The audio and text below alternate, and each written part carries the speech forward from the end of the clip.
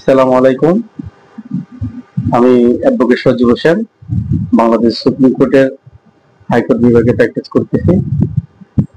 তো আজকে একটা বিষয় নিয়ে কথা বলবো, সেটা হচ্ছে ব্যাংক রিলেটেড একটা বিষয়। সেটা হলো খুব বর্তমানে একটা প্রচলিত ব্যাধিতে পরিণত হয়েছে। সেটা হলো আমরা দেখতে পাই যখন আমরা অর্থহীন মামলাগুলো প্র্যাকটিস করি, সেখানে দেখতে পাই যখন কোনো একটা মামলার বিবাদী হয়ে আসছে, তাদেরকে দেখতে পাই যে তারা জানেও না যে তারা ওখানে কিভাবে এই মামলার পার্টি হয়েছে। তো আমরা সবসময় বলি যে দেখেন, এই কারণে আজকে আমার এই ভিডিওটা বিশেষ করে সবার জন্য একটা জনসচেতনার জন্য। সেটা হলো কখনো ব্যাংক রিলেটেড কোনো বিষয়ে আপনারা কোনো বিষয়ে সাইন করবেন না, আপনার যত কাছেরই হোক। অর্থাৎ হয়তো বা আপনি একটা প্রতিষ্ঠানে কোনো একটা প্রতিষ্ঠানের আপনি কর্মচারী, বা আপনার একজন বন্ধু, বা আপনার ভাই আপনাকে বললো যে আমার একটা লোন পাস করবো, একটা সিগনেচার লাগবে, একজন একজন একজন লোক হিসাবে একটা সিগনেচার লাগবে। তো আপনি তার কথায় আপনি চলে গেলেন ব্যাংকে, বা ব্যাংকেও যান নাই, প্রতিষ্ঠানে নিয়ে আসছে একটা কাগজে আপনাকে সাইন দিতে বলতে, আপনি সাইন দিতেন।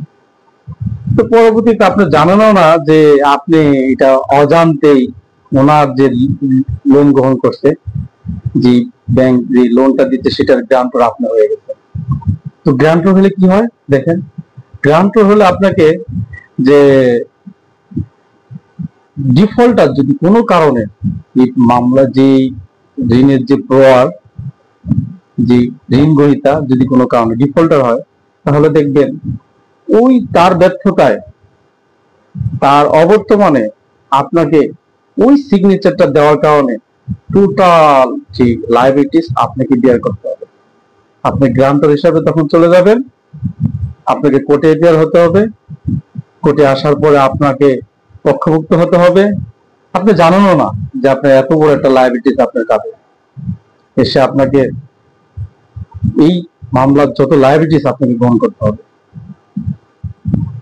সো এই কারণে আমি বলবো যে কখনোই কোনো ব্যাংকে কোথাও কোনো ব্যাংক ডকুমেন্টসে আপনারা সাইন করবেন না, না জেনে। যত খাতিরের লোকই হোক, দয়া করে কেউ সাইন করবেন না। কারণ আমরা এই ভুক্তভোগী লোকজনদের দেখতে দেখতে তাই ভাবলাম যে আজকে একটা জনসচেতনমূলক একটা পোস্ট করি। সেই সুবাদে আপনাদের জন্য আজকে এই পোস্টটা। ধন্যবাদ, সবাই ভালো থাকবেন।